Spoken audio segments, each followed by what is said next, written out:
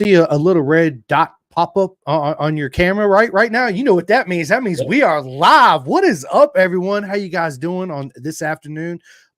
Welcome to Pendant Gas. What an honor it is to have Coach Chapluk on here. Man, thank you so much for coming on. Absolutely. Appreciate you having me on. Excited to be here. Yeah, it's an absolute and nice hat, by the way.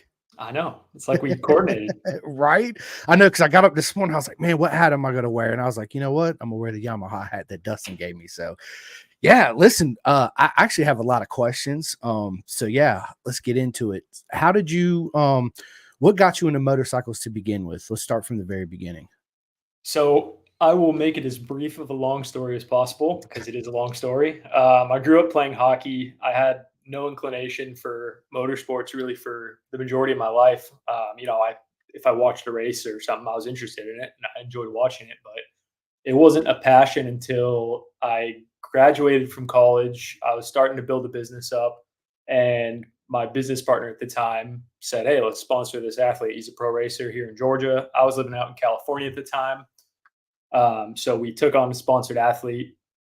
I worked with him all remote for the first couple of years that I was working with him. He was in junior cup. And then I eventually decided to make the move from California to Georgia to help build the business and get out of California because it was just too expensive for me. And I ended up linking up with that sponsored rider, Hunter Dunham, and ended up helping him out with his program. We got close. So I ended up going to my first race at Road Atlanta. I was just going to be there as support capacity. I brought my massage gun. I ended up working on not only him, but Michael Gilbert and Cam Peterson that first race. Linked up with Jason Aguilar as well there. I'd known him previously. And that first race kind of just had me hooked. I was just enamored by it and got obsessed with it. I was already pretty obsessed with it, just doing the research to train Hunter. But going to the race that first time got me hooked. And I ended up, after that round, I helped a few of the guys out. So they were like, "Hey, come with us for the rest of the season, just do recovery work." And that's how it started. So I was just doing recovery work and stayed consistently in the paddock for a few seasons. Started just adding more and more guys and started coaching more of them. So that's kind of the short Spark Notes version of how I came to be. That's awesome.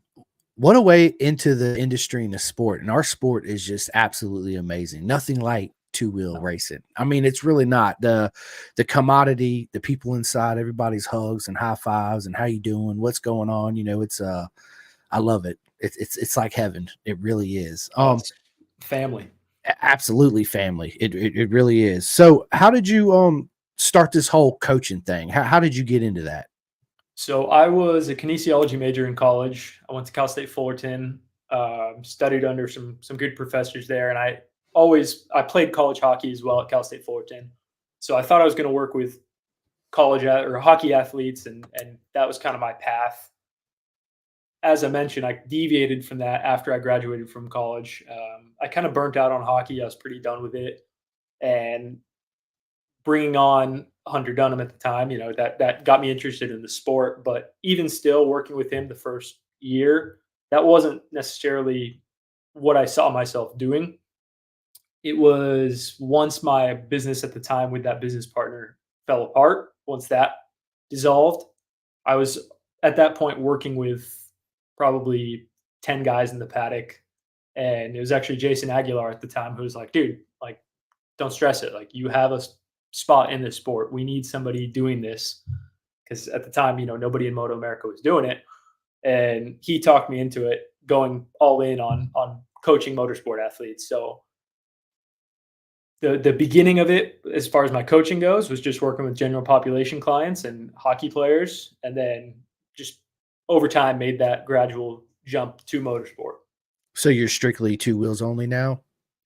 I've got a few four-wheel guys. One of them in the Legend Car series, and then one of them was doing BMWs. But he just went to two wheels as well. So it's mostly two wheels though. Yeah.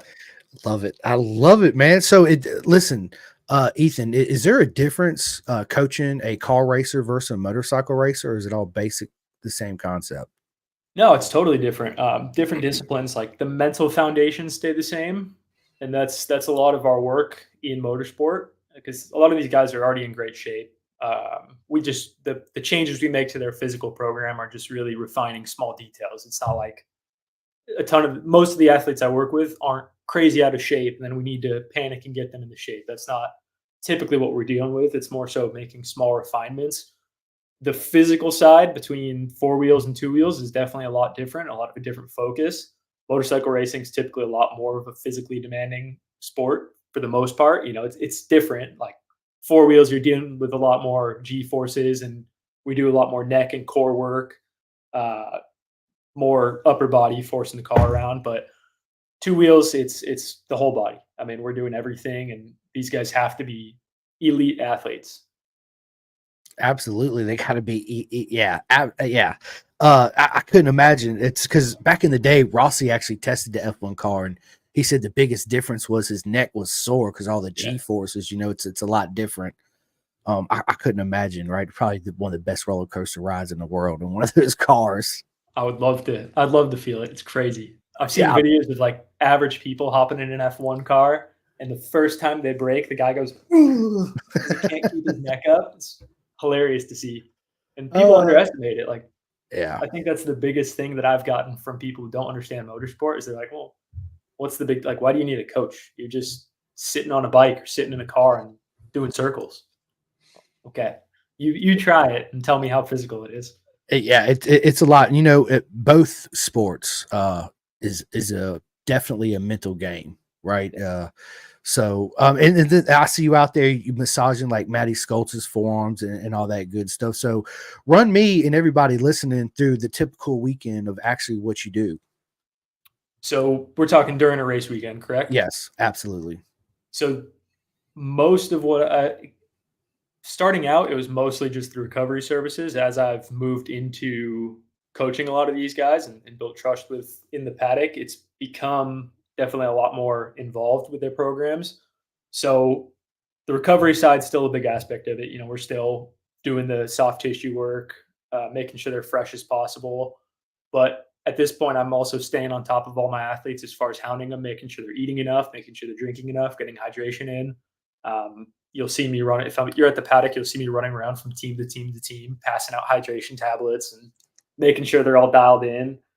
Pre-race, typically work with Matthew and Cam pre-race as far as the superbike races go, and different guys in other classes. But we're making sure that we're going through a proper warm-up progression, and that includes some of our work with like the blaze pods, the little light up pods, to make sure their brain's getting going. We also use like a Hiko stick, which is like a 3-pronged stick.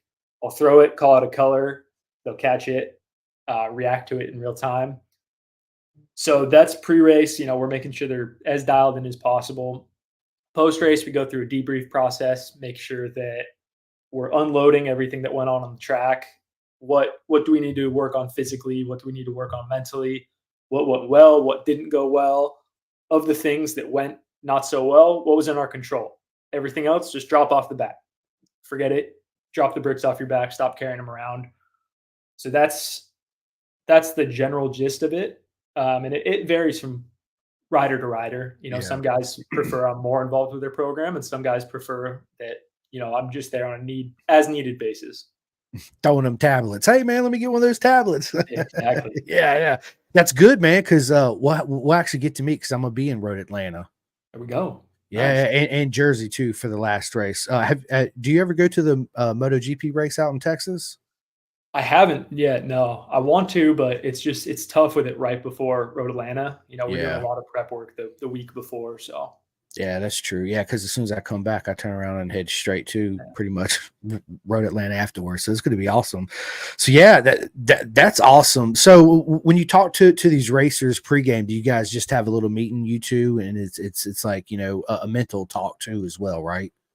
pre-race, honestly, we try and keep it pretty light. Like it depends who the rider is. I made a post a while back on my social media accounts just talking about like the different sides of the coin almost. Like you've got some guys who tend to be too agitated and we just need to work on calming down and relaxing. And some guys who tend to be too relaxed pre-race and we need to, get them to ramp up. So it depends based on kind of where you fall on that spectrum. But for the most part, like with the attack guys, for example, since we're rocking the hats, it's super, super relaxed. We're just having conversations in the truck, and a few minutes before they put all their gear on, I give them their time alone in the truck. I'll go set up the pods at the hot pit and make sure we're all dialed in there. But for the most part, pre-race isn't necessarily as involved on my side as post-race, besides the warm-up aspect. Yeah. With that said, there's been times with some of my other guys, or even some of the superbike guys, where they're in a bad spot as far as we've had a bad string of luck, or just unlucky ride after unlucky ride. Things have been going wrong, so at that point, I'll have a couple things to say, but I'm never like completely in their ear telling them all kinds of things, because they know what to do. Like, Yeah. Yeah, they've they got a do. pretty good handle.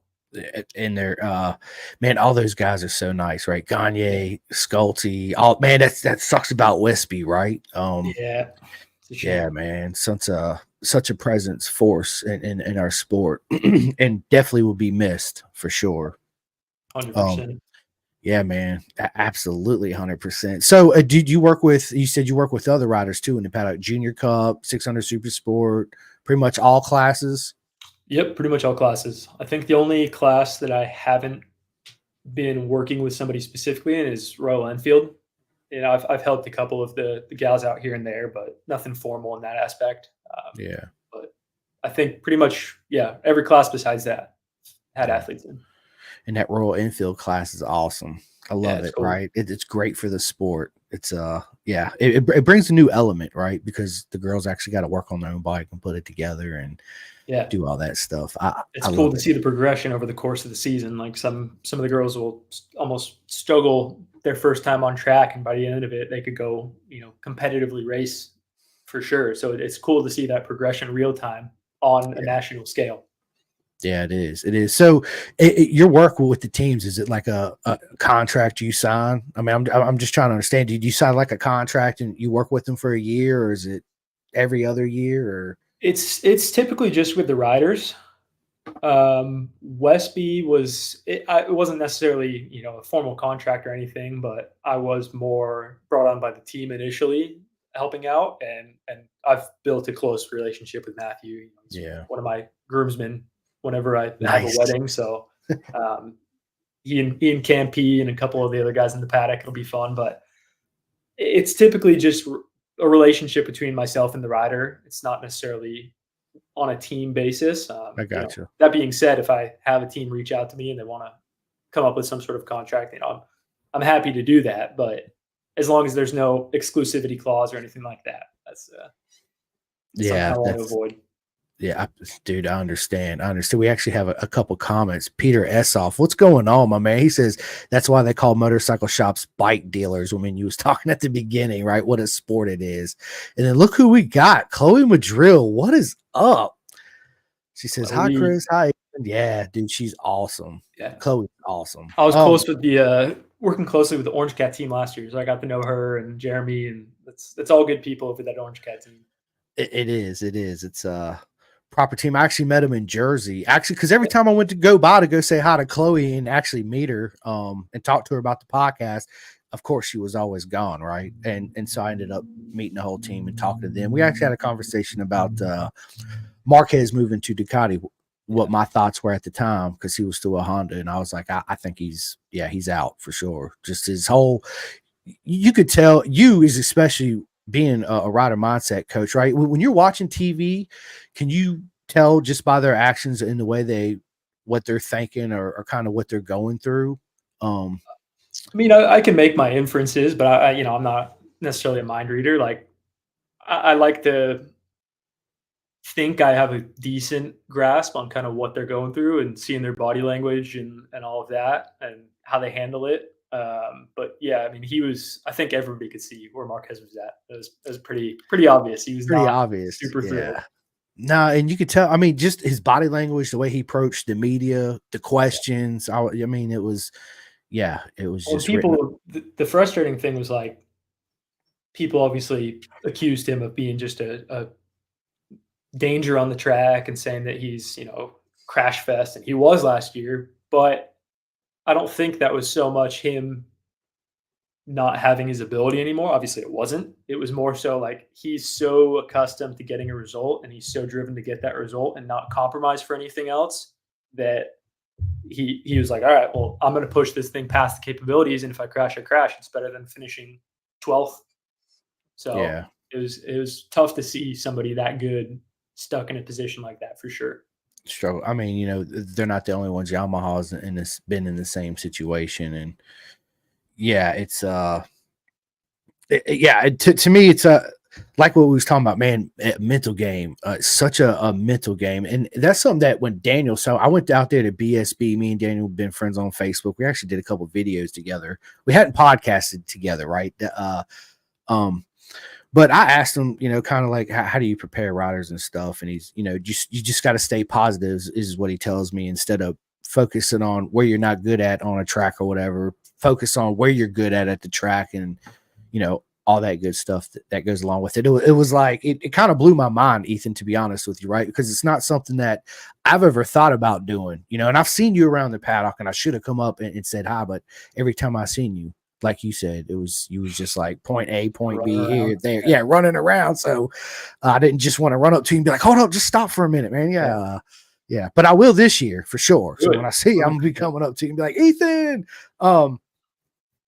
So man, I hockey. We gotta talk about hockey.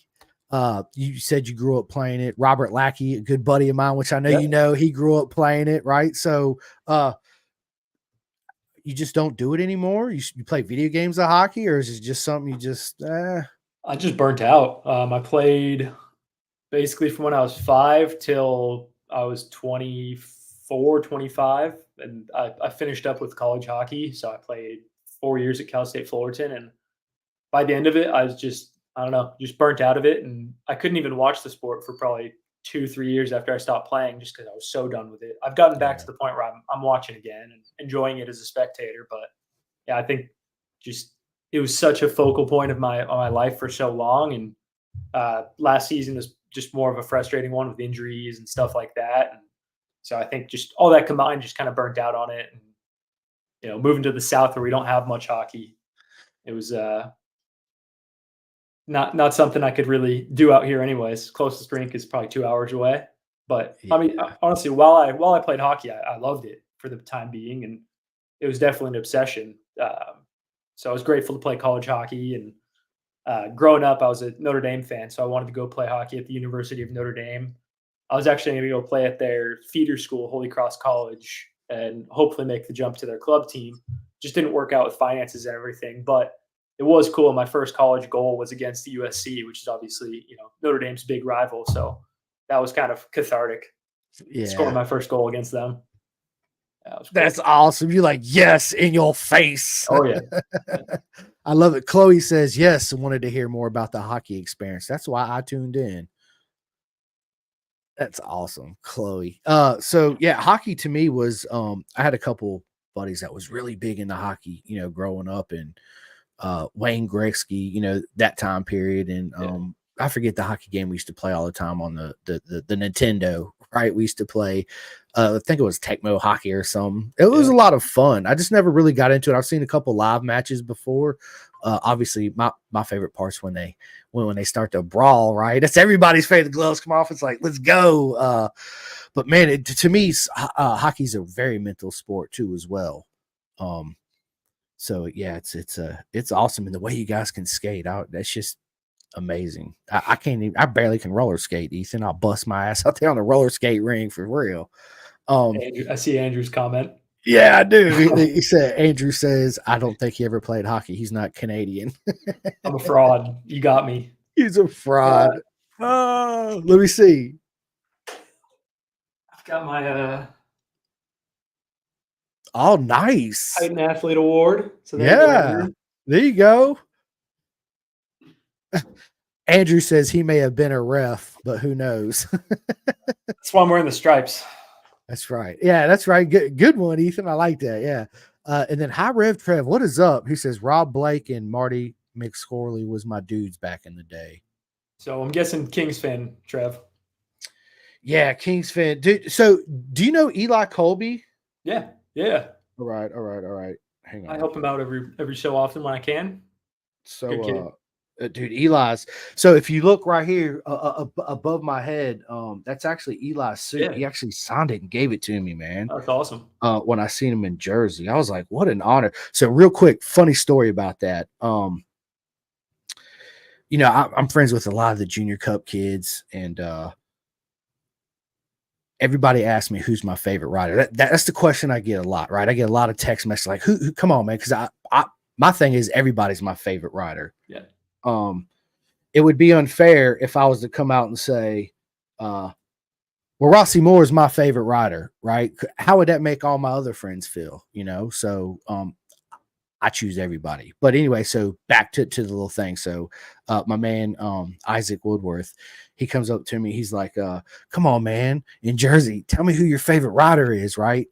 So I said, man, everybody, all you guys are. So I go over and I go see Eli. He gives me the leather suit. He signs it. I walk straight over to Isaac. I throw it on the ground. Ethan, I said, yeah, I said, Eli's my favorite rider. So at the end of the weekend, he gave me his it's leaning against my wall, his belly pan off his 400, signed it. So I gave him a big old hug and I whispered in his ear. I said, you're my favorite now. It's just a little inside joke we got going on. But that's something that I love about the sport, because you can joke with everybody on the track, but you got to, that's one thing that I try to tell my son, look who it is. How dare you say Rossi Moore is your favorite rider?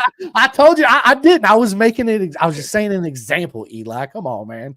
How we doing? We're good. We're good. How you doing, dude? Congrats on the Daytona announcement. Thank you. I know that's proper. And I've been looking forward to that for a while. We've planned that since October, so it's been coming along, and voila. Yeah, we still got to link up to talk about getting your neck squared away. Yeah, no, that before Daytona, yeah, probably is the best. I'm gonna do some I have a little more, like 1 or 2 more physical therapy days I'm gonna go to, and then chiropractor, and should be all set for Daytona. But I'm going to the 2-day test before Daytona, so see how that feels and go from there. Should be dialed. And you'll be in Daytona, correct, Ethan? Yeah, absolutely. Yeah. Yeah, dude, that's awesome. I've never been to Daytona. I really want to go. I'm trying to make. Yeah, it is. I'm trying to go this year. I'm really trying to make it. I just don't know if I'm gonna be able to. So, but I'll definitely, like I said, be in Atlanta and in Jersey. But yeah, so Eli, you was listening. I was telling him about the story when you gave me the leathers and Isaac, and I whispered in his ear and all that good stuff.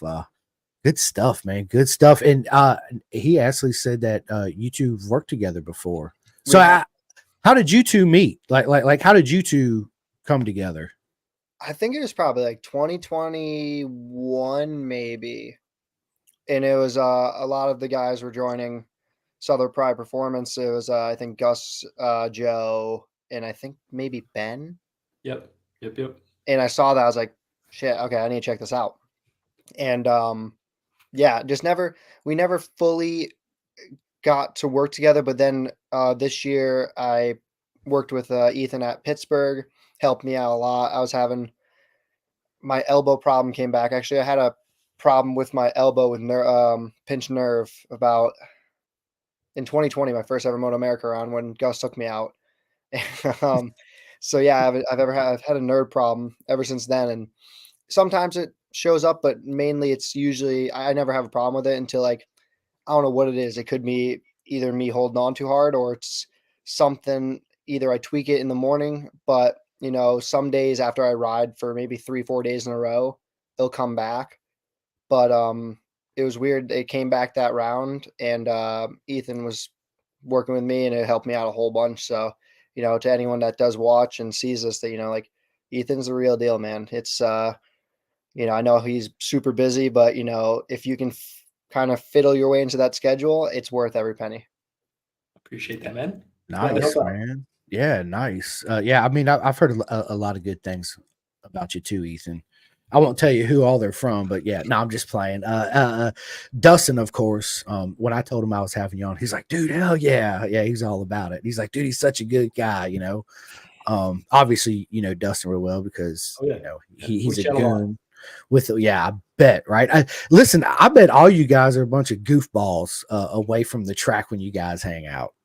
I mean, it's always past 2 seasons I've stayed with Jake and Cam, so it's a lot of fun at the Airbnb. I bet. Golf, you guys play a lot of golf? We're trying to this year. We haven't in the past. Just we've been getting to the racetrack at late Wednesday night or early Thursday morning, and don't really have time for a round. But we're trying to make an effort this year to show up a day early and get some golf and swing the sticks a little bit. Well, you best be telling me that. Let's go. I was literally about to bring it up. I just text Sean Bice because back in like 2021, they used to do, or it was 2020, either or, they used to have a special every weekend about something, about the track. Had like Corey, Alexander, and another person go axe throwing. I was like, dude, try doing like a golf thing, or even like just for when we have like the during qualifying days where we have. Oh, yeah, I think we lost some connection. Yeah, we lost the connection.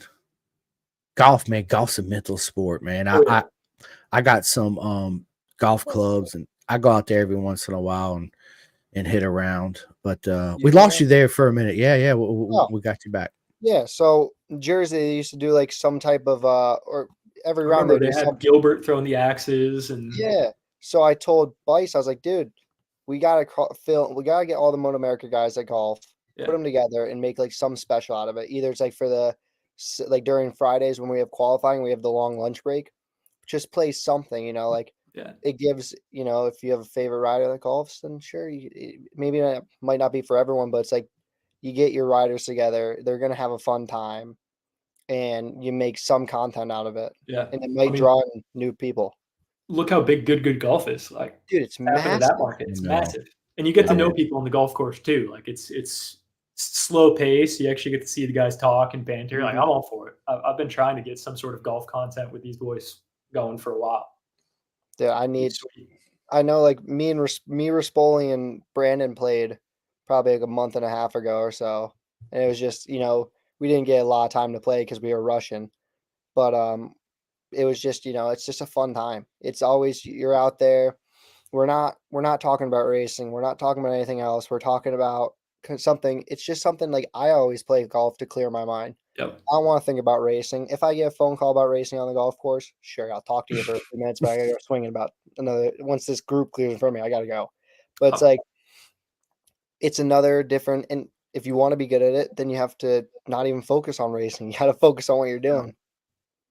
Yeah. I'm convinced it's a performance enhancer too for the racetrack. Obviously you work on so much of the mental stuff, but we've got tangible evidence. I mean, last season before Road Atlanta, I had Ezra, Teague, and Cam P staying with me. So we all went to the golf course. We had Matthew's brother, myself, Ezra, Cam, Teague. So we had 6 of us. We did 2v2 match play. And it was a fun day and all that. It was good times. But then that weekend, Ezra shows up and dominates Road Atlanta. So something to it. It's just like, in golf, it's so like, because I know you're big into the mental stuff, and I've been working with a mental coach for like 3 years, and we kind of stopped. But like from looking at it from a mental aspect, dude, golf, you're never going to be perfect with it. You're never going to be perfect. But it's all about if you shank a shot or if you chunk it or you top it. It's all about how you come back on the next shot. You got to leave that last mistake in the back. You got to move on forward and keep going. Same thing. If you blow an apex, you can't. If you start rushing and doing everything wrong, then you're going to blow another corner. Then you're going to blow another corner. It turns to a domino effect. So learning that on the golf course teaches you to keep your calm when you're racing. It's crazy. Yeah, I could see that for sure. I like playing. I suck terrible at it. Right, it feels good when I hit a good shot and it goes like 50 yards. I'm like, yes, that was great. But on Tiger Woods, I'm a beast. Now, if you guys want to get on some Tiger Woods and play, yeah, I got a challenge. Yeah. But and putt, I seem to do pretty good at putt for some reason. But yeah, golf is a very mental sport, and I could see where that'd be a good way to clear your mind. Anything to get you away. I feel that in any sport, high level sports you do, to constantly be on your mind, it'd be a real quick burnout, right? And you fall out of it really, really quick. So you got to have something that you're at least passionate about, right? So you're getting back into hockey as a passion. What else are you passionate about, Ethan?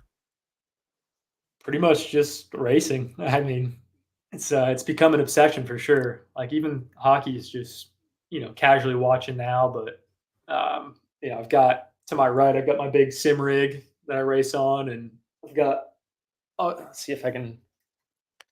So we got Oh yeah, big wall of stuff over there, Dunlop hats. We got nice. Matthews nose piece, Joe Lemandry's tail section. So as far as passion, yeah, pretty much racing and my dog. That's Yeah, about it. I hear you. That's I got two And golf dogs. too. I love golf. So Uh, yeah, I can't really say I do, but I would love to go out and play sometime with you guys. I'd probably be like, you know what? I'll just drive the golf cart. that's it. Yeah, I'll just Grab drive a the golf drink. cart. We were Grab a trying to drink. You have debate. a golf cart. There you go. We were Yeah. trying to debate. Me and Rispoli were debating who's the best, like who would be. We would say the best golfer in Motoamerica is, and we were trying to talk because we were thinking Kyle is probably up there. I've heard Kyle's good. Wyman, yeah, Yeah. JP. JP is the best. If you're counting If we're non-riders, counting, JP is yeah. hands down the best for sure. Yeah, he is. I've heard he's won like top amateur tournaments before. Yeah, he's done the U.S. Open qualifier a couple times, I think. Guy's nasty. Cam P's pretty solid too. What's Campy's handicap? What is he around usually? I think after the injury, he's been swinging it since the surgery. I think he's single digit. I think he said he's back up to like a 8 or 7. But he was lower than that for sure. Oh yeah. At one point. Yeah, that's why I think we should all get everyone together just to have like a day. Just like, either if it's after Daytona and we go to LPGA. Like I think that's my plan. After Daytona that Sunday I'm going to LPGA. That'd be sweet. I think we can try planning something with all these guys because I know Brandon got into golfing. Yeah. He's been actually improving very fast. Guy swings like the club 200 times a day in the backyard. Nice. And yeah, Rispoli's pretty decent. I think he's a bogey golfer as well. So yeah, I think I'm going down there sometime before Daytona to kind of do a little camp with Rispoli and Posh. I've got my golf sim. I'll bring that down. Oh, you have a golf sim? I just got it. It's sweet. Nice. It's a little mobile setup. It's pretty sick. That's what we're doing in the pits at night now. There we go. I'll bring it to every round. All right. If you're going down, are you going down to Daytona? Oh yeah. Okay, Yeah. we're doing that one night. I'm down. I have my clubs anyway, so we'll be playing some golf sims now. I see this is going to start into a betting adventure down there. Dollar says I can make this shot. Yeah, okay. I bet you 2 you won't. Long drive comp. Right. Yeah. To me, it's the art of hitting the ball too, but it's also reading the green, right? I have no idea how to read the green. Obviously, you see the hills and all that, and you can kind of mentally, physically see where the ball's going to go, but it's that, I guess, getting into that point to place the ball placement, right? Which obviously I suck at, but I don't play very much. It's something I would like to do, but again, it's just another hobby amongst others, right? Which, as you can clearly see, what my hobby is in my background, solely 2 wheels. So it's crazy, like even like playing up here. I've played up here my whole entire time playing golf, which has only been like 2 or 3 years, but like going down south, it's like eye opening because you got Bermuda grass. It just sucks. Yeah, it's crazy too. Like I was casually into golf through my teens, and then when I got to college, funny enough, my biology class freshman year, I was sitting next to a guy and I saw him walk in with a Cal State Fullerton golf backpack. I was like, "Oh, do you play for the team?" And he and I he's probably the only college friend I still talk to now. We got pretty close, but we'd end up like setting up study sessions where we'd really just crush coffee and go to the range and hit balls for 3 hours. Not much biology studying got done, but no, that's what got me into golf. And it's crazy, those guys at that level. Like he's telling me his misses with driver. He's like, yeah, I expect to be within 7 yards of my center line on either side. Like that's my miss. My miss is 85 yards left into or right, the fairway or into the trees. That's what I was gonna say. Yeah. The guys I play with, no matter what it is, this quote has always been, doesn't matter. Drives don't matter, dude. It's all about your second shot. Yeah. That's all what it is. Because like I'll outdrive these guys by 50 yards, and then their shots on the green and mine's over in the green side bunker. So it's like it's crazy how much golf, like, if you look at these pros, everything's perfect. Their drives, dude, these guys are smacking 300-yard drives average now Yep. until they have rollback. But that's a different conversation. But but then it's just like everything's just so consistent. And when you play with a golfer that good with a plus handicap, you hate your life because if they're mad about missing by 3 yards, then what's my 130-yard right slice over into the third fairway across the freaking golf course going to be like for me? Yeah, it's wild. Yeah, that would be me or whatever body of water is nearby. That's exactly where my shot goes all the time. I don't know if Chris asked you, Ethan, but what got you into what you're doing now? He did. So long Okay. story short, we ended up sponsoring an athlete, my old business, sponsored Hunter Dunham. Okay. And I was working with him remotely for a long while, moved to Georgia, went to my first race at Road Atlanta, and I brought my massage gun. So I ended up working on him, Campy, and Michael Gilbert. But being at that first race got me hooked. So after that, I was just obsessed with it. I remember that was in 2020, right? Yep. Yeah, because I remember seeing you in 2020 at Jersey. Yeah. Yeah. Nice. Do you ride on the street, Ethan? I don't know. I've all my time on a bike has just been dirt bike, and even that's been super limited. I want to get into it, but I'm waiting until I have health insurance to go do some track days. I hear you on that, right? Yeah, small business owner problems. Yeah. It's At least you know a few people that can coach you, I guess. I mean, oh yeah, yeah. Right. Some mediocre guys out there. Maybe I'll go see if Campy or Matthew can make me mediocre. Yeah. Right. Yeah. I mean, you got plenty of top athletes to choose from, basically, right? And Yeah, I guess good Chris group. asked your favorite hockey team. What was that? No, I haven't. You haven't asked his favorite hockey team? What are we no. doing? Not yet. I've got a big box in the attic that I could go grab, but it's the Kings, LA Kings. Yeah. As long as it's not the Bruins. As long as it's not the Bruins. Who's your favorite team, Eli? Blackhawks. Okay. I've been a so me and my friend was a Bruins fan, and this is probably back when I was like 9 years old. And we would he was a hockey player. I was just a baseball player. I would play pond hockey with him. I would play every single sport there was when I was growing up. My parents were like that. I went from soccer to basketball to baseball for 7 years to playing golf and whatever. But he got me into hockey, and I was like, oh man, this is sick. He had a big greenhouse. They owned a plant shop, so they had a huge greenhouse back where they would have a roller hockey, and we would just be grinding every day. So we would play shell all the time, and we would grind shell like 12, and then once 14 came out, it was game over. We could have not gone to school. We would have just been playing shell all day. It was so much fun. But I was a huge Patty Kane. Just something about when Patty Kane came in. I forgot what year it was, but it was just always something. Obviously back then the Bruins had Zdeno Chara. That was like the highlight of the Bruins. Obviously they had a whole bunch of good players. They had Marchand, and it was just I just didn't want to be a Bruins fan. I'm from New England. I don't want to be a Bruins fan. I just didn't want to be a guy, and I have family in Chicago, and I was like, they would always. My cousin was a huge Blackhawks fan, so I was like, you know what, let's do it. Why not? And it's been I don't keep up as much hockey as I should be anymore. It's now my whole entire life is just engulfed with racing and more racing with a side of more racing than golf. So nice. Yeah. So my other sport that I watch a lot is soccer, and I catch a lot of shit from all my friends about soccer. But I love it, dude. Soccer's actually, I was watching that new coach thing on Netflix last night, all about the coaches in soccer, the 2022 FIFA Cup and all that. Yeah, it's good stuff, man. Good stuff. I saw the World Cup's coming to freaking What was it, LA this year? In 2026? Yeah, LA. Yeah, it's gonna be good, man. Hey, my man Kevin Hornet, he says, "What's up, guys? Chapluk and his methods are amazing. Can't wait to listen to all this later. I hope Hardy is good. My LOL." dog.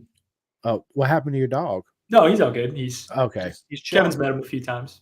Oh, okay. I got you. Yeah. Well, I was telling you earlier, I got 2 dogs, 2 pit bulls. One's a Nice. Tennessee Walker Hound pit mix, right? Dude, he's like 130 pounds. He don't never shut up, bro. Like, I'm talking, dude, bro, it's bad. If he was sitting in this room right now and I wasn't physically touching him, he'd be barking. And yeah, it's, With a pit German Shepherd mix. Go get him. Hardy boy. Hardy. Come here. Come here, Hardy. Me and pizza. Taking his time slipping off the couch. Come on. Hi, Bob. Oh, He's getting big. Yeah. Holy crap. The last time I saw of Hardy was puppy. Oh, big stretch. You want He's big a stretch? cutie. Here you go. Big stretch. Oh, big stretch. Hi, good boy. You been seeing this the dog chiropractors? What was that? The The dog dog- chiropractors? Oh, yeah. Dude. Kooky. Yeah, it's it's just like insurance, man. I think insurance is a big scam. The dentist is a big scam. All that's just a big. What kills me is they're like, oh well, you got to pay a deductible. I'm like, didn't I just with no accident for 3 years pay you $300 a month? Where'd all that money go? Right? Well, I got to pay a deductible. That's plenty enough to fix my freaking car. Yeah, it's big old scam. So it's hockey, 2 wheels. Obviously, you're into MotoGP, World Superbike, BSB. Mostly World Superbike and GP. You need to watch some BSB, man. You need to start watching some BSB, Ethan. Where do they stream it? Dude, you go to Bennett'sBritishSuperbike.com and they stream all the races live. Okay. You don't even have to pay for it. It's awesome. It's I just got back. I went out there to Cadwell Park last year in August. It was I tell everybody, I love to talk about it because it was just such an amazing, it was the best race weekend I ever went to in my whole life. Yeah. I bet. But seeing them come off that jump, Ethan, it's one of the most beautiful things in real life. I'm telling you, dude, I was standing there when Brooksy come by and he hit that. And this is after, a couple laps come by and they were really getting it right. And he come and launched that thing. His rear tire was every bit of 5 foot off the ground. And I was like, holy shit. I mean, it was just, and then I forget who it was. I don't know if it was my man, Luca Allen, that he come over. And when he landed, the rear tire actually landed sideways and it caught it. Yeah, flipped him off. It was pretty scary. It's usually how my motocross crashes go. Yeah, man. So my whole deal with motocross is I grew up riding. I didn't have a bike. All my friends had bikes. I grew up in the Navy, right? My dad was a fighter pilot, so we constantly moved, right? So I always made friends with everybody on the base that had a dirt bike, right? So that I grew up riding. But every time I got on a dirt bike, man, I always hurt myself. Every single time. Which nothing wrong with that, right? I still love to ride. I got a little XR 100, CRF 100, same thing that I come out here. It's definitely a common theme. It is. Camp, he was telling me like the majority of his injuries that still bug him were all from motocross. Yeah, that's how I got. I actually need another wrist surgery because I tore a couple tendons in my wrist and because of the dirt bike. Which it was a lot of fun when it was happening and going down, right? Good stuff, man. Listen, 2023 was an amazing year. Especially for you, right? 2024 is going to be even. Do you have more clientele this year coming up, or is it just the same people? We got a good group of guys coming into this season. A couple new additions would be. I've worked with Brandon in the past, but I'm working with Brandon Posh this season. James Rispoli as well, so he's a new one, and then all the usual suspects. Besides that, probably forgetting a couple new additions. I've added some club guys, but yeah, it'll be fun. It'll be a good season for sure. What's your favorite racetrack you go to here in America? Barber. Just the facility, and it's a 2-hour drive for me, so it's easy. Oh, I mean, yeah. I love Barber.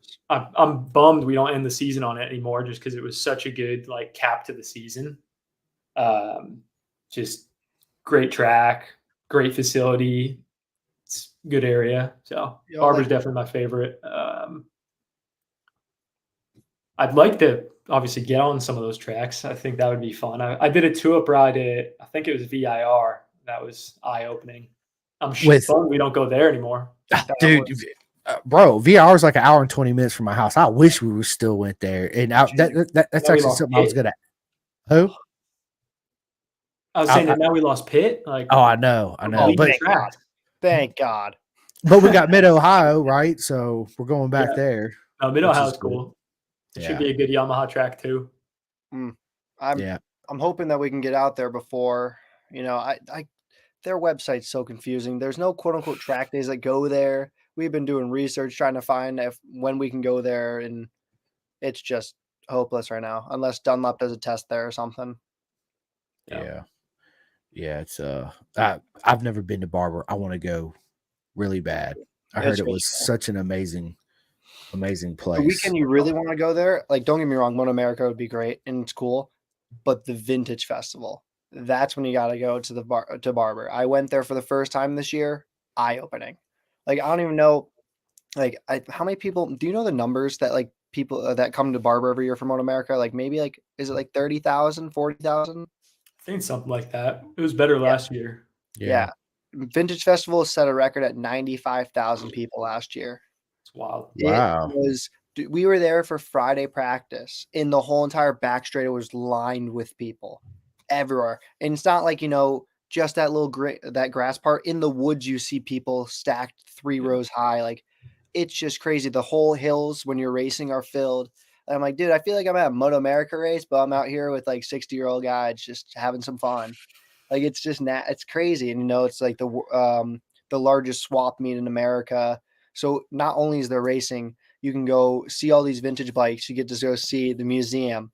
You got vintage trials events going in the back. You have vintage flat track, vintage motocross. You got everything going on that weekend on top of a huge swap meet that takes up, like Ethan, when you pull in there, if you go through the gate and you go left down that main road, and then there's a big opening where that water sculpture is. Yeah. Across that, all of that is filled all swap meet stuff. It's crazy. My dad went there in 2016 and he told me about it, and I got the call to come down there and race a prototype bike, and I was like, I gotta do it. And I was just blown away when I went through there. When is Vintage Fest? It's usually the week before the Wera GNF. So first or second week of October. I have it written down here. Sounds like a place I need to go. Right? Swap meets, dirt bikes, It's crazy. flat track. Yeah, that's dude, everything in one spot. You know what I love about Moto America, man, is our open pit policy. I think it's like one of the best things for road racing to get people to come and more people involved, right? Because you can actually get up and close to Cam Bobier and Campy and all those guys. Everywhere else, it's like you got to buy a special pass if they even VIP. sell them or know somebody. Dude, I just paid $325 for a VIP pass for Coda, right? Otherwise, shit, you ain't going to see Jack Miller. I mean, you might during the fan walk, but it's like 5-10 minutes and he's out, right? I mean, without the pit pass, It's you cool. can't. It's great how we have that open accessibility, but it's like stuff that happened at Jersey last year, how a $20,000 camera got stolen. Like Yeah. that's the shitty part, like Yeah. not saying that's always going to happen, but There's it's going definitely to happen at drawbacks to Jersey it. out of any places. Jersey, or not to be that guy, but I feel Yeah. like Atlanta would almost be the same thing. It's just like, 2016 Atlanta Supercross, a whole entire freaking trailer of Supercross bikes got stolen. And then literally 3 days later, a NASCAR got stolen out of the back of a truck going to race in Atlanta the week after. Like, that's not even an open pit policy. That's literally just going to the track. Yeah. So, the open pits are great for the fans, and it's cool to interact with them, and I love it. And I bet Ethan has your whole entire thing. It's just like you get to bring them into a whole different world of what they didn't even know about. Like, obviously they know that we have doctors. They obviously know we have to get, physical therapy. They know we need therapists. And it's like, they don't know that they're at the track unless they follow you. So it kind of, maybe will inspire someone to do that later on in life. It's cool that we have that aspect, but it's like also we have the scumbags. Yeah, I mean, there's a lot of positives to it, but even besides, that there's like one of the things I have to do now is set timers on my phone for when I'm going to go get guys like Cam and take him out of the social setting because he's almost too nice for his own good sometimes to where he'll be there, chatting with fans and signing autographs and yakking it up for as long as he can. And meanwhile, we got to go do warm ups and get ready for a session or go do a therapy session after his session. So the positives definitely outweigh any perceived negatives. But yeah, there's there are drawbacks that you don't necessarily think about from a fan perspective. Yeah. But it is better for the sport, and it's necessary. Motoamerica needs that accessibility to grow, and we've seen growth these past few years. So hopefully, it continues down that trend. And in all honesty, too, most of the tracks that we go to, there's no way we can do a closed pit. No, there Like wouldn't be Jersey, most of the watching spots in Jersey are inside the freaking property. Like maybe Barber, sure, that works because you can close it off. But like, what's the point? You have it would just be dead too. Like it would feel weird if it was closed. there would be so much more drama. I feel like there would just be so much more. Like we would have probably fights in the pit because we would just be bored. It's true. No, you're right. Absolutely, you're right. Yeah, it's. But yeah, I get that from a lot of my overseas friends. Ask me, the big difference between Motoamerica and like especially BSB is the open pit for sure. So you can get up close, personal to, your riders at least for a minute. Just picture, autograph, whatever, and move on. Versus, because people spend thousands of dollars going to races from all over the country, right? And everybody's got a favorite rider, right? Or maybe not at that time, but when they show up, they're like, "Oh, I met Eli. Eli's my favorite rider now, right?" And knowing the next race you can go to, you can walk right up to him and be like, "Hey, Eli, what's going on?" Blah blah blah blah blah. I mean, they won't need me. I'm out in the boondocks in the Junior Cup pit. Hey, I'm back there with you guys, right? But it's still a lot of fun back there. It was so ironic. It was like, short story, but Jersey, we were there 2 weeks before Jersey, and me and Levy Batty got into it in the pits. Me and him just went after each other. We were about to just kill each other because someone, not saying names, did something stupid on track and punted me, and then was just stupid aggressive, and then was disrespectful to my dad and said fuck you to his face, yada yada. So whatever. Whole bunch of drama in the pits.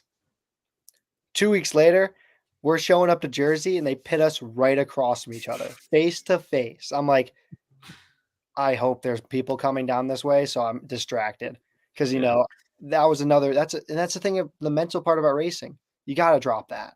Like, and that's what I did. After that day, I was like, dude, this sucks. This is kind of funny how they did this to us, but like not on purpose, obviously. But it's like, it's part of racing. Sure. Like, did we want to kill each other 2 weeks ago? Sure. Am I still not a big fan of them? Sure. But you know what? I gotta learn how to have that mutual respect with the guy of saying, you know what? You're fast. I'm fast. We both make mistakes every once in a while. And you know what? Move on. And that's the huge mental part. And I'm guessing you touch on that with your riders too, Ethan, right? Oh yeah, we just want to focus on our controllables, and anything outside of that is just wasted energy. Luckily, I mean, honestly, dude, like the majority of the drama in the Motoamerica paddock is Junior Cup. Like, there's so much more drama there than any other class combined. So we don't really deal with a ton of that, like Superbike, Super Sport. There's been like Baz and Cam that one year, Petrucci and Matthew. But honestly, like even the programs are like, there's so many moving parts to where it just kind of gets buried. Yeah. Comes out on the track, like they bump each other and stuff. But yeah, I mean, track stuff is track stuff. It's just when someone does something overly stupid, that's when it gets a little bit, even like with the Petrucci freaking Schultz thing at the Ridge. Like, that was crazy, man. I don't even know what the hell that was. But I don't either. it's that small thing right there where it's like you're not racing, you're just doing something, and he just No, plows. that bled over into the paddock for sure. Oh, That yeah. was Oh that yeah. was a bit of a shit show. Flinders was pissed too because he like broke his clutch lever or he did something. Yeah, he was mad as hell about that. Yeah. Yeah, it's So, you know, not cool. stuff like that happens. And it's just like, you know, that's where that mental aspect comes into your sport. Cause you just, you know, if that's gonna, sure, if that motivates you, then great. But like that motivation will run out real quick. And then on top of that, that negative energy, that if you run off of negative energy, then I don't want to be around that person because that means that that person's trying to find negative energy to keep them going every single time. Like there's no point in that, you know. If you have to run off of that, then get away from our sport because you're not going to be liked real quick. So it's like, you know, finding that positive and, you know, finding what works with you and not in a toxic, negative way is just so much more important than having that, oh, fuck this guy, you know, yeah, you know, now I'm gonna go fast. Like, no. Yeah. Uh, I wouldn't be able to do it. I don't that's why, man, I'm such a positive guy, right? I love the positive energy. I love to be happy no matter the situation. Try to find the best of it anyway, right? I feel like, man, when I'm around people that's negative all the time, I'm like you, Eli. I was like, I gotta go. Like, and I don't call you again. I don't show back up again. Like, that's it. You know, I don't yeah, I mean, it's I think there's a difference between like being a negative person, which is a net negative all across the board, and then using negative situations as motivation. You know, I think there's some value in that, but like Eli said, it depends on how you do Yeah. that. If it's your whole persona and everything you are driven by is all negative, like yeah, it's not going to work out in the long run. But at the same time, like in this sport where so much of it is just uncontrollables, you have to be able to use everything to your advantage to a degree. You know, Cam P had a terrible season last year just because he got hurt and it went downhill.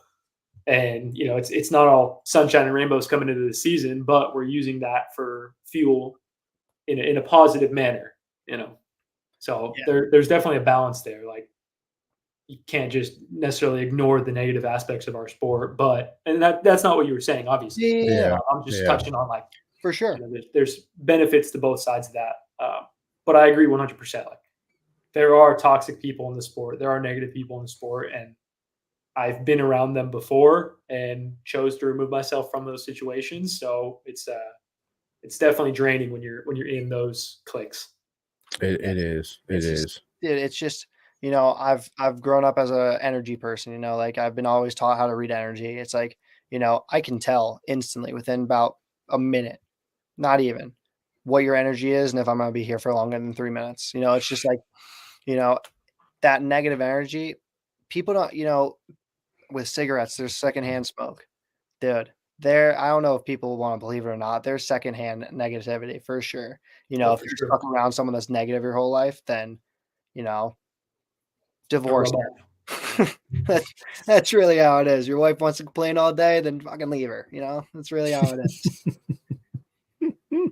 That's hilarious, man. Just leave her. I like it. I like it. So listen, Ethan, I want to get away from all the motorcycle talk. I want to know what you do. Obviously, I've seen that awesome gaming system that you got set up over there, right? That's something I would love to do. I got a couple buddies that actually have a setup like that. Obviously, you play, what you play? PlayStation, Xbox? I've got my PC. PC. Yeah, Okay. And what PC, and game then you, I've got an Xbox in the other room, but I don't run the sim rig on the Xbox. I got you. I got you. And what game you playing on the sim rig? We do. I mean, lately we've been doing Forza a little bit. Assetto Corsa we used to run a lot. Formula One, like that's kind of what got me into the sim rig, just because it's fun to have that much grip, rip around tracks. But yeah, just a mix. Nothing too specific. I think What about lately it's been a lot iRacing of though? Forza. You gotta get back on iRacing. I know. My subscription lapsed, and I just haven't. I didn't have time to play it. Like I've been working on my app lately, so my time's just been spread thin. But I'm So, thinking, sorry, Ethan, go ahead. very good. I was gonna say you said you're working on an app. Well, you got an app coming out. Yeah, I mean it's technically already launched to a degree. It's just I was looking at kind of the issue with the motorsport niche and how there's not a lot of coaches in the space. It's not something that's super commonly heard about, and if it is, there's a lack of accessibility. Like I've tried to keep my prices, even for my one-on-one, super low comparatively, just to be accessible and help grow the sport. But obviously, I can only handle so many one-on-one clients, and I've had to raise my rates a little bit as of late just to afford, bills and getting to the track. Right. But I wanted to make something more accessible to motorsport athletes and help even somebody who's just getting into it that wants to know, like, hey, how can I feel better on my motorcycle, or what can I be focusing on the mental side to progress on my motorcycle or in my car. So I've been working on a motorsport performance app. It's just, it's physical, mental, nutritional, all the above, keeping it at like a super low subscription based rate. So I'm working on that. It's up and running. I've got to upload a ton of content this month before the season starts. And then I'll start pushing it, getting it out into the world probably later this month or mid this month. I should be doing it already, but I have that perfectionist mindset a little bit of like, I'm just not happy with it yet. I've had guys on, like, I have Cam Bobier on the app, and he even said, like, dude, the content's awesome. I love it. So I have guys in there that love the content and love the app, but I want more. It's not redefined to your standards yet, and I love it, right? Yeah, that's good stuff. So do you read books? Are you a book reader or audiobook? Both, yeah. Yeah, me too. What book you listening to now? So I'm listening to Winning by Tim Grover. It's probably like the fourth or fifth time I've listened to it, but it's such a good look at kind of the overall performance mindset and the realistic approach of winning, that it's not all sunshine and rainbows. Like there's a lot of dark to it if you're trying to do it at a super high level. And then I'm reading Stillness is the Key by Ryan Holiday, which that's a great read. Nice. I just got done doing Green Light, the Matthew McConaughey one. Man, that was a really good book. And then I'm listening to Stefan or however you say his Gunthier, the Haas guy, F1 Haas. Yeah, Gunther. That's Steiner? it. Yep, Gunther Steiner. Yeah, Gunther. I'm actually Fox smashed my door. Huh? You ever watch the Formula One show on Netflix? Oh yeah. With Kevin Dude, you see that freaking Full Swing's coming out in a few days? Yeah. Dude. Kevin Magnussen slams his door. And and he said, smash my door. Yeah, don't fucking smash my door. Yeah. Actually, he just got done saying that in his book when I was listening to it last night. So, I'm a really big audiobook guy. Of course, a lot of mine is motorcycle, right? Like John, to me, one of the best audio, man, Michael Dunlop, dude, all of them, right? Dude, John Hopkins by far to me is one of the best motorcycle autobiographies. It was so he don't leave nothing on the table, and that's what I love, right? It was no holding back, just boom. Hey, I was smoking cigarettes, smoking weed, racing the Kawasaki MotoGP bike. I was like, shit, dude, that's crazy. Dude, for some reason, some people can do that. I don't understand how. Like I've seen I think it's less common now. Dude, it's just like, I've seen this kid fucking rip a dab out of his pen and go straight on his bike out on the track. I'm like, dude, that wouldn't work well for me. I would just be like, I would get off my bike and lay back down in bed. Like, it's just like, I don't understand how people's brains work like that. It's like, they must create a tolerance or something for it where it's just like ridiculously high, but it's like still. Now that it's legal, can you really, unless it's written in the rule book, can you really get banned for it? I know obviously Motoamerica has drug testing and all that stuff, so obviously you're not going to be doing it there, but it's like local races, dude, they don't drug test.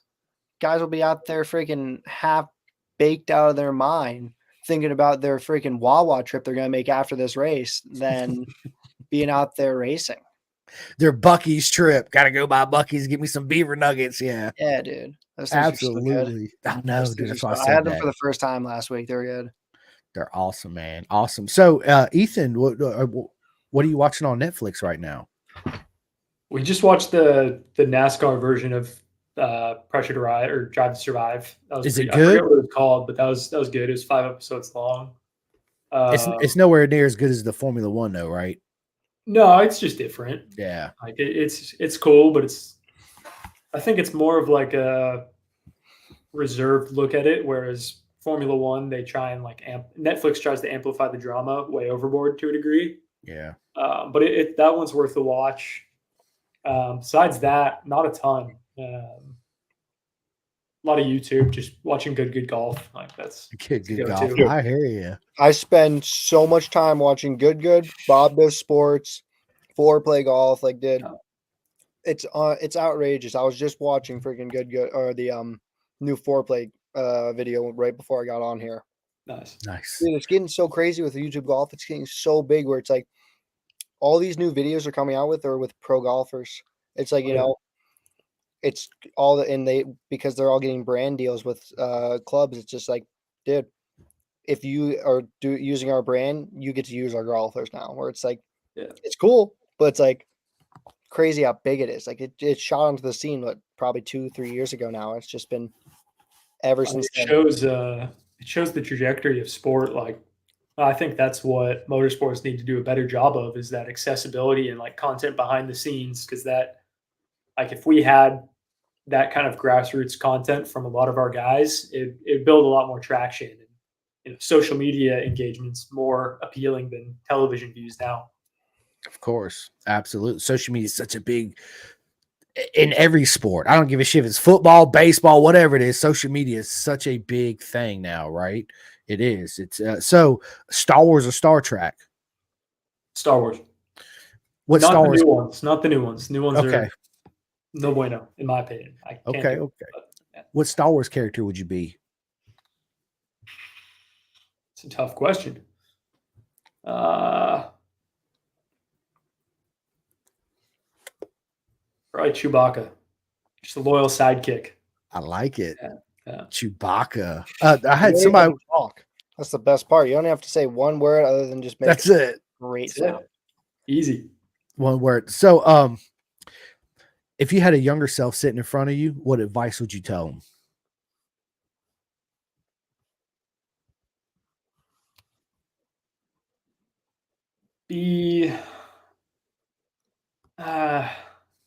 Honestly, probably just be prepared for whatever opportunities come your way. Like don't force yourself down a certain path. Because I resisted going out of the realm of hockey for a long time, and when I did, that's when opportunities started to really open up. And then probably also just avoid distractions, limit distractions, because that's a big, I think, for everybody. Like that's the biggest thing holding people back from their potential now is just there's so many distractions out there that it's easy to just watch day after day after day melt away. And I've gotten into those slumps before where I feel like I'll go a month without doing anything. It's so avoiding distraction, I think, is a big one. It's a good question right there, Chris. I've never heard you ask that one. No, I did. I thought about it today. It just hit me while I was at work. I was like, man, I'm gonna ask this question. Yeah, because I always just ask through, just try to run mentally and get. Dude, that's a good question. I like that. Appreciate it, man. Thank you. What about you, Eli? I'm gonna ask you the same question. Pull out. No, man, what would I say? Be more like social, because I was, growing up, I wasn't too social. I was always like that one kid that just never fit in until I was like in high school, like middle school, high school. It's just like, and same thing, with Ethan. It's just like, take those opportunities. Opportunities come once in a lifetime at times, and maybe that you get a second chance at it, but you can never bet on it. It's I've always just been. I mean, the biggest thing for me was just social aspect. I kind of wish I was a lot more social in high school. I wish I had more friends from high school for now, because it's just like cool. At college, I have a whole bunch of great friends, but it's like out of high school for the 3 years I did online college, I was just like by myself every single day at my house doing my own schoolwork and had nothing to do at night. It's just like one of those the biggest things. And, it's just like take advantage of, having family, because I never really did that until in the last few years. And that's when I started losing family. I lost almost all my grandparents. So it's, it's hard with a big family because I got 30 cousins. I have shit 12 aunts and uncles. So it's I have a huge family. So yeah, family, be more social and take opportunities, and they don't come back again. Nice. Yeah. How Yeah. about It's you, Chris? What would you do? I mean, honestly, man, I would probably just when you're younger growing up, you make a lot of mistakes. I used to be negative sometimes, man, a lot, just negative, like the world was against me and all this. So I would just, I'm totally opposite to what I used to be. So I would just sit back and say, look, man, just stay positive, put the positive energy out there, one foot in front of the other. You can't control the uncontrollable. So just, take it as it comes, chin up and yeah, just keep moving forward. And the more positive I am about the situation, the better it is. So that's what I would say to myself for sure. And it's hard to, when you're in that situation, it's hard to see your way out of it, even though you're getting advice like that from somebody close, your best friend, your mom, or whoever it is, right? It's something mentally, again, going back You to the got to mental figure it out for game. yourself. You got to sit down, have a conversation in the mirror with yourself. I have a conversation with my mirror with myself every time I podcast before I go live. I do every time I sit there and say, dude, you're going to kill it. This and that, pin the gas. Let's go. All this good stuff, man, it's just important for me. Right, to help me mentally prepare for it, because I'm at work, and I'm doing this, doing that, trying not to think about the podcast, but of course that's all I think about, and it's just a way for me to get in my zone as everybody else does, right? Everybody's got their own way of doing I it. So am Speed. I am Speed. That's right. I am Ciao. Speed. That's it. Speed. That's it. All about it. All about it. My man Daryl Powell, what is up? He says, yo. But yeah, so favorite do you have a favorite actor? Not really. No, not particular. I mean, I don't know. I'm just out of touch with like kind of the whole Hollywood scene. Yeah. I've got Mine's favorite athletes, but mine's Keanu Reeves. yeah, no, Yep. I've heard he's a great guy. Like away from the movies and everything, just super down to earth. Ty, I love you. Ty's awesome. What's My your favorite music artist? Hardy. Hardy. So I named the Hardy, dog after him. nice. I was about to say. Yeah, nice Hardy. What's your favorite Hardy song though? I mean, newer stuff. He's got a song called "The Rock." That's what his second album is. That's my favorite song by Hardy. That's one of my favorites. And then older stuff, like I think, song that my fiance and I will probably dance to is "I'll Quit Loving You." One of his like old ones, Yep. probably on his first EP. But yeah, big Hardy guy. Nice. Like Yeah, I started listening to him before he was even like on a song with Morgan Wallen or anything. So That's awesome. crazy to see his blow up. Oh yeah, and now him and Morgan were performing at the CMAs this year. Yeah, it's wild. With Post That Malone. Who is. would have thought? I know, right? Post Malone. That's an odd one. That's awesome. Look, Ty says, glad you guys are chatting with one of the greatest human beings in the paddock. The guy has helped me when I was down bad and winning championships. Love you, brother. Love you too, dude. I don't know if I can accept the greatest human being. That's high praise. It's good stuff, man. It just Appreciate speaks you, volume of your character. I mean, right? you brought him out for being down bad, man. I don't know. That's awesome. He said you brought him down from being bad. Good stuff, man. Good stuff. Well, listen, it's an honor to have you on the podcast. No, likewise, dude. Yeah, absolutely. Ty's comment. One of, yeah. Hey. I said one of. Ty's awesome. One of as well. Don't worry, I'm not getting my head above me. But no, dude, it's been awesome being on the podcast. I appreciate it. It was a lot of fun. Yeah, listen, we'll definitely have to do a part 2 of this. Yeah. I would like to when we meet in Atlanta, I'd like to actually, maybe we can get together for a few minutes and actually do like a little live 15-minute, 10-minute, if you have some time, and do a little live session there at the track. Yeah, that'd be sweet. I think you should start doing it instead of doing lives. Just take videos asking questions and put them into a compilation for a round.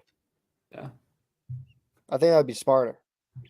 Because then you have a Post them whole as reels. instead of having like one person doing a live, you have a compilation of 30 riders That's answering a good 5 questions, idea. You could do both. or you do both. Yeah, you do both. Yeah, that's a good idea. Yeah, there's a lot to think about. Yeah, I'm just trying to just figure out new ways to just do different, right? Just be different. That's all, because that's what anybody wants, is just to be different than anybody else doing it, right? For sure. That's how you progress and move forward.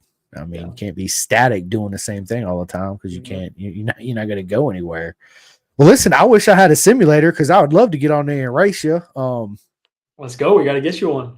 Dude, I know. Ty says, Chris, are you guys going to be at all the tracks or just Atlanta? Ty, I'll be at Atlanta in New Jersey. I'm trying to make Daytona, and I'll definitely be in Texas for the MotoGP race. And Barber, a couple of my buddies, Eli included, and Daniel, they're like, oh, you got to go to Barber. You got to go to Barber. So, yeah, I'm going to try to make that work too on the calendar this year as well. It's just like anything, man. It's all money, right? It's just expensive. Yeah. Especially with gas and all that stuff going on. So, yeah, Ty says, see you at Barber. Ty, are you going anywhere else, or are you just going to? Oh, yeah, that's right. Stock 1000. Oh, I feel so bad for that class. Yeah, dude, what's the deal with Stock 1000, bro? Before we get off here, I want to talk about some motorcycle racing, like as far as MotoGP and your thoughts on World Superbike and Motoamerica, Ethan. Obviously, Super Sports, this most stacked class in Motoamerica this year. We got some unannounced names coming into Super Sport too. Yep. So that's gonna be interesting. I know what you're talking about. It's gonna be interesting though. It's gonna be cool to see. Yeah, absolutely right. And then of course stack too. Superbike. It is. So who do you think the most underrated rider is in Superbike? I couldn't talk there for a second. Underrated rider in Superbike. Yep.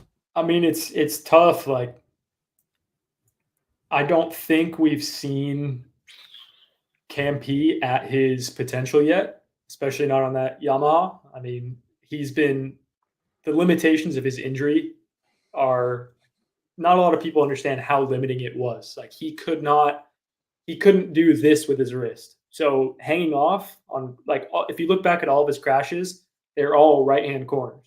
Yep. So, and that's probably a big factor. And not only that, but his throttle mobility was maybe that. So he's all chicken winging. So that had a massive impact. I think he's definitely got a ton of potential. Obviously, I'm biased. He's too underrated though. We all know we've seen Cam before. We've seen what he's been able to do. We're just waiting. We're just waiting for him to come back to it now. Yeah, exactly. I think honestly, last year with what we saw from Brandon, I think Posh is a wild card for sure. He's a dark horse. Like, he's got a lot of potential without a doubt. He surprised, like, even, talking with Matthew Skoltz, like, Maddie's like, dude, like, I didn't expect that from him at all. No disrespect to him, but everyone wasn't expecting it because of his stock 1000 ride. Yeah. Like, and not saying he did bad. He got like 2 podiums, but it was like, everyone came into it. Oh, just won the last 2 it was 3 in a row then. It was 3 in a row at that point. Yeah, I think so. Yeah, 20, 21, 22. And he came in. Actually, no, it was 2 years in a row. Sorry, because Cam and Jake Lewis. Yep. So they came in thinking, Brandon Posh, now he's gonna have to win it again because he's on a bike that's supposed to win. And then he didn't. That was also the becoming of the BMW that year. So I feel like a lot of people came into that thinking, Brandon, he couldn't even win on a championship winning bike. Like, what's he doing? And then he comes out this year swinging. He was looking good at Jersey. Yeah, he was. Yeah, he'll be good this year. We've been doing some work behind the scenes too, so he'll be strong. Nice. Oh, I meant to ask you, the 2-up ride, Chris Ulrich, right? You got on the back with that. Is that who you did? You did your 2? Dude, what was that like? Oh, it was a blast. It's crazy. I mean, that was 2020, so I haven't done it in a long time. That was when I was first getting into the sport too. I mean, well, first in the paddock rather. So that was kind of eye-opening. Like, gave me a firsthand example of the physicality and just how intense it is. guarantee Got me it, hungry right? for more. I would love to get on the back of that thing and scream in my helmet, "Yes, let's go!" You know, Did I one at bet. Loudon this year. Do what now? That was sketchy.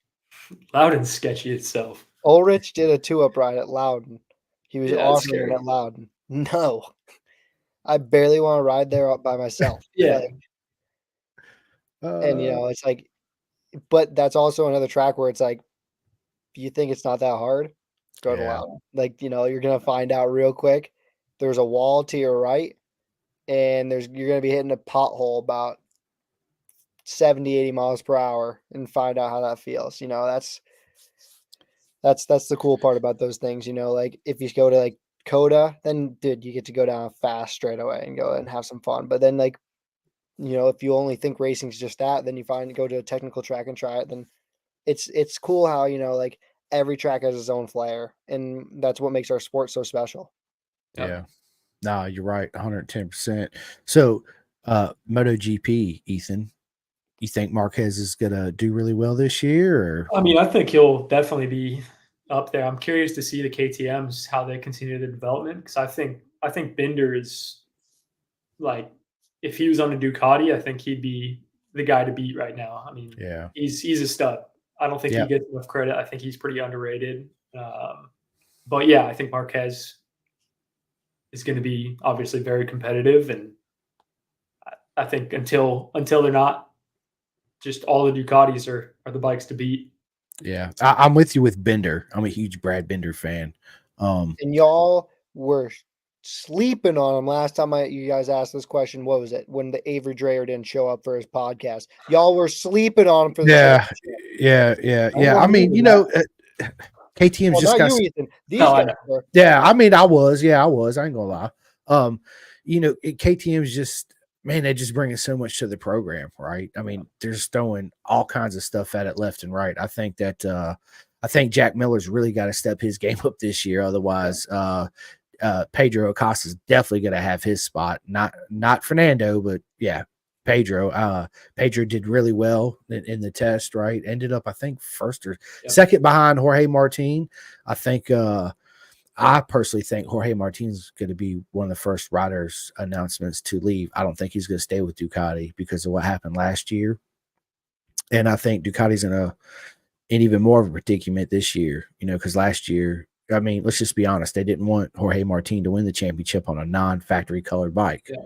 Otherwise, him and Bastianini would have swapped places and Martin would have been on there. And that left a bitter taste in Martin's, and he's even come out and said it, right? So I think he's going to be the first to jump ship, but I also think at the same time, I think Jorge Martin's going to absolutely be in the top 3 again this year. Yeah, Sure. 100%. My biggest issue with GP right now is I think if you're going to allow there to be 8 Ducatis on the grid, you need to put something in place where they can't be sharing data with one another. Because obviously KTM wanted to put more bikes on the grid and they got turned down. Like, oh no, there's not enough spots for it, whatever. So if you're going to tell one manufacturer, no, you can't have more bikes on the grid, while another manufacturer has 8 bikes on the grid and can share data and setups across the board, it's an unfair advantage. Like I think that's why we see Ducati so far ahead of the curve and why these other manufacturers are lagging behind. So for the sake of parity and equality across the sport, like I'd rather see data has to be within each team unit rather than across manufacturers. Yeah, it can be in the same. Yeah. It can go across garages to teammate to teammate, but and you've seen that before. Like, one of the Ducati guys will be struggling massively on Saturday, and then all of a sudden Sunday he's right there. It's obviously because they took a setup from somebody else. Like, yeah, no, and it ain't out of freaking Pecco's garage because Pecco won't give it out. I bet for Bastianini, I bet they're stealing it from Martin or someone else. Like, I feel like I just don't like Pecco. I hate him with a passion. I just have it's just fucking ugly. I mean, really bad. I don't know, but yeah, no, I just don't like the guy's attitude. There's something about it where it's just like he thinks those comments about like the support teams shouldn't be anywhere near the factory teams. Yeah, dude, like y'all are on the same bike. Yeah, it's like just because it's a year different doesn't mean you won the championship on a 2022 model, right? Then why the hell do you not think a 2022 model will challenge your 23 model? You cannot change they've gotten to a limit where it's like you can't make a drastic change and find another 3 seconds. Like, there's no way that you're gonna be able to do Yeah. that. So, going from a year to a year, you might find a few tenths, but, you know, you're giving also the satellite team a newer bike that's even faster. So, it's just a chase game now at this point, and I think Martin is on the same year now as the factory team. Mm-hmm. So, it's like it's just stupid, you I'm know? pretty sure last year he was on Yeah, last year he was 2023 as well. too. It was, Yeah. Zarco wasn't, though. Yeah. No, Zarko wasn't. You know, and my thing too, you two, is that man, it's dude, all this aerodynamics, dude, and like the ride height devices. And if you look at a cockpit on a MotoGP bike, it's like there's too much going on. Yeah, it's way too much going on. It It's really impressive, is. though, what they do with it, though. No, it is. It I very enjoyed is. It's way too much. I missed the 500 GPs, but, like, Oh, dude. still. Yeah, absolutely. Absolutely, man. Then, you know, we got World Superbike, we got Top Rack with BMW, Johnny Ray on the Yamaha, right? You think Top Rack could pull it off this year on the BM? Oh, yeah. I would think so. With how competitive he was last year, at an obvious disadvantage as far as top end goes. Like, Yeah. drive off the corner. Like, I think there won't be as many straight line passes on him. I would imagine. Yeah. Who's gonna bust in the brakes? I want to see my man Scott Redding actually do some big things this year. I'm a big Scott Redding fan. Always have been. I just like his style, right? He's just, you know, every rider's got their own style. I just like his style, man. Plus, he's really cool. Never got to meet him. Hopefully, one day I will. But His teammate's cooler, though. his teammate is, yeah. Nobody wants to see Bautista win again. Yeah, nobody wants to see Bautista win again. You know, and they're coming out with that whole new adding revs back to the Kawasaki, taking some away, adding weights here, and doing all that. You know, well, and that's, to be honest, I like that though, because that will transfer into our racing as well, because we go off of their homologations. Yeah, I know. So, which is super Yamaha nice needs for us. some, It is. We need some parity as far as we do. There you can go down a rabbit hole there. Yeah, we absolutely entering the matrix on that one, right? But we also need more competition. I mean, as far as like Jorge Lorenzo, right? That type of good kind of competition in the sports. Not you don't really see it too much anymore. Not saying that everybody's not friends. It's good to be friends, but also as fans like to see that, like Max Biaggi and Rossi and Juvenile, and you know what I'm saying? That type of love-hate relationship. My man Peter Marsh over there from across the pond. Where does comment go? Oh, there he goes. He goes, "Evening, Chris. Looks like you've been in the sun." I think it's my camera. On this laptop, man, I need to break down and buy me a new laptop. Y'all don't even know I'm struggling with these things. Is that I need Ryder to Cup jacket. do what? Is that a Oh, Ryder Cup? Good. Yeah, I was about to say, how did I was about? Oh, I couldn't. I was trying to like saw it in the first when I was like watching the stream. I was like, I gotta ask him that, but I kind of forgot. Yeah, That's but awesome. on that, I gotta head out and do some stuff and get ready for some other racing I gotta do. But Ethan, dude. Good Appreciate it, Eli. yeah. And Likewise, I will see you. What is it? It's only a few weeks now, right? Yeah. Are we going to that Yeah. 2-day test with the Dunlop test? I'm not sure yet. I gotta talk with some of the guys I have doing it, see what they're doing. Well, if so, then maybe we play a little golf on Wednesday, or we play it on Sunday after Daytona. All right? Yeah, I'm here for it. Chris, thank you again for letting me co-host again. Absolutely. It's always an honor. Anytime. Sounds good. Well, I'll talk to you guys. All right, bud. Peace. But yeah, man, I think man, across all boards, you know, and then we got BSB, you know, dude, listen, when we get done, when you get time, you need to YouTube the last BSB round of last year where Tommy and Glenn Irvin was a half a point. Whoever won the title. It was spectacular. It was one of the best races of the season. And then obviously, I know you don't keep up with BSB, but you got Birdwell left PBM, Paul Bohr Motorsports, and took his #1 plate to Honda. And then did you hear what happened to Birdwell? The owner of PBM ended up passing away last year. Oh, shame. Yeah, so his daughter and his son actually ran the team for the last part of the season. Ended up winning the championship, and this year I think they're going to have a one rider team and a one bike with Glenn Irvin. There was a rumor going around there for a little while. I don't know if you heard it, where Glenn Irvin might have made it to Motoamerica, which would have been awesome. Obviously, we're getting Boz back, right? Yeah. Which is going to be good. But yeah, man, 2024 is going to be spectacular across the board in motorcycle racing. And then Ethan, and then Formula One. We got Lewis Hamilton to Ferrari in 2025. Yeah, that'll be interesting. Yeah, it's going to be it'll be tough to dethrone Red Bull on these current regulations. Yeah. Max is just a different breed. Yeah, he is. Well, he Max reminds me a lot of Hamilton when Hamilton come in the sport. Yeah, he really does. I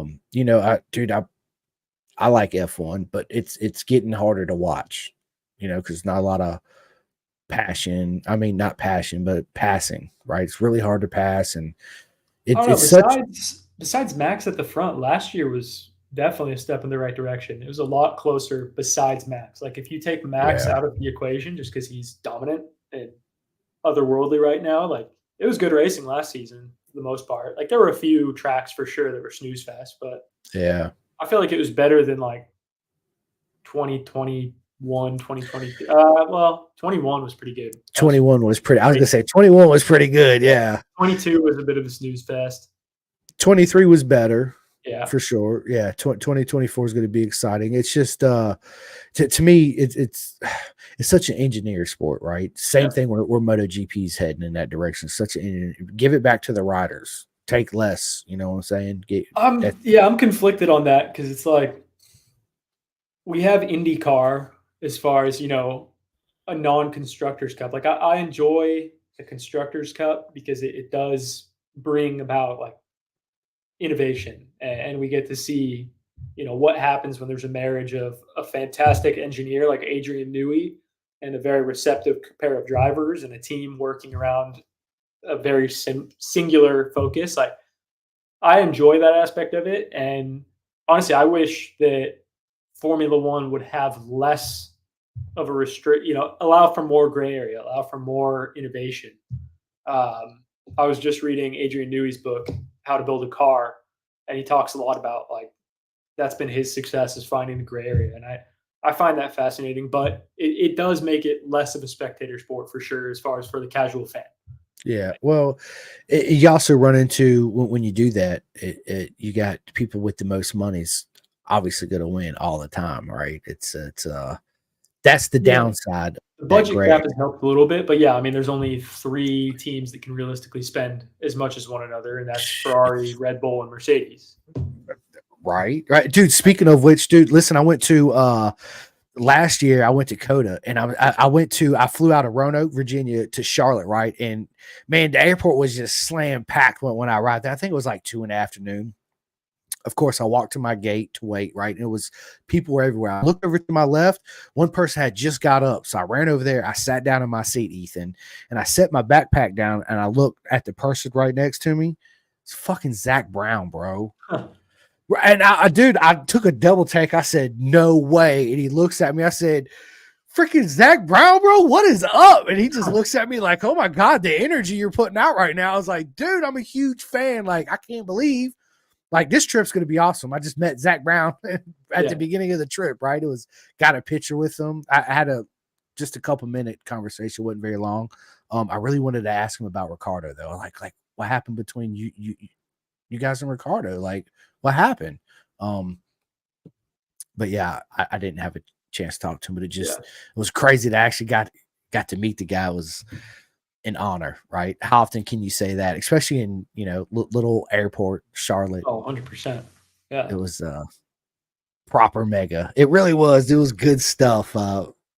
Definitely one of the highlights. It was good stuff. One question I did have for you, man, that I ask everybody is celebrity crush. Who is your celebrity crush, Ethan?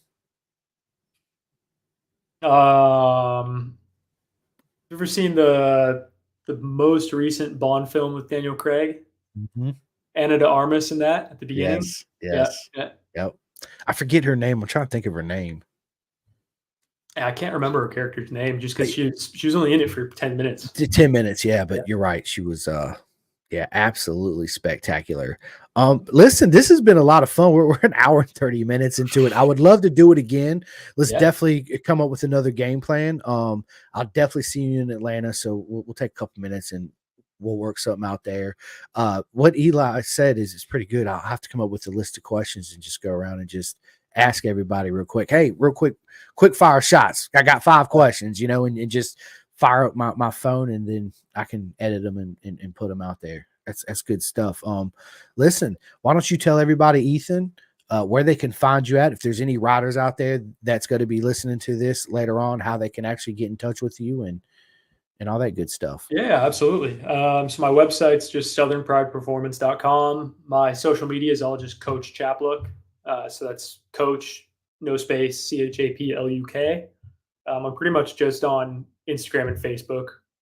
Trying to post more on both those. Just had my hands full with this app development project, but that should be. I got to get back to posting more often here soon. No excuses. No excuses. And what's the name of your app so everybody knows? You just find it on my website. It's not on the App Store right now. It's just the way I have to do it. It's just through my site, and then it gives you a download link once you sign up. But okay, I got you. Awesome, man. Obviously, I do have a couple things before we end this real quick. Big shout out to my man Peter and Jake Marsh. Ethan, Jake Marsh, and they actually run my logo in British Superbikes, bro. I'm on their team shirts. I'm on their race bikes. I'm on his leathers, dude. Are you kidding me right now? What a dream. I mean, it's I've been such a fan of the sport, Ethan, growing up for such a long time. Never thought I'd be a podcaster. If you told me 2 years ago I'd be sitting here doing this, I'd have been like, yeah, okay, whatever. Now that I am doing it, and it's an opportunity to actually reach out, and I'm such a fan to talk to people like you and everybody else, right? What an honor. And just to have my logo, in BSB and upcoming, some people in Motoamerica are going to run it on their leathers too. Again, first time this year in 2024, which again is, it's hard for me to put into words, how emotional. I mean, I get emotional over it sometimes because it's something I never dreamed of. But if anybody out there wants to get any Pin to Gas merch, you can go to clothingkings.co.uk. They make all you can get hats, t-shirts, beanie hats, all that good stuff. So big shout out to them guys. Son, say hi to Ethan. Hi, but how long are you? I'm ending it now. Here in a minute, Bubba. And I want Subway. I know my boy's hungry. He says, I need you to go to Subway, Daddy. I promised him I get him Subway today. But yeah, listen, big shout out to Jake Marsh and Peter March. You guys need to go and sign up for Club 45. Help Jake out. Spectacular. His season in 2024 BSB is going to be awesome. Big shout out to my man Cameron Frazier too. He's the 2023 BSB GP2 champion. Yeah, and thank you guys, everybody that watches, likes and subscribes and listens. Listen, it's an honor. I say it all the time, but thank you guys so much. I really appreciate every single one of you guys. This has been a lot of fun, Ethan. Thank you so much again. It's an honor. Just give me 1 minute. I'm gonna end this and we'll chat just for 1 second. But yes, thank you guys so much. I appreciate it. Chris Glandon, sorry. What is up, my man? And I'll see you guys later. I appreciate it.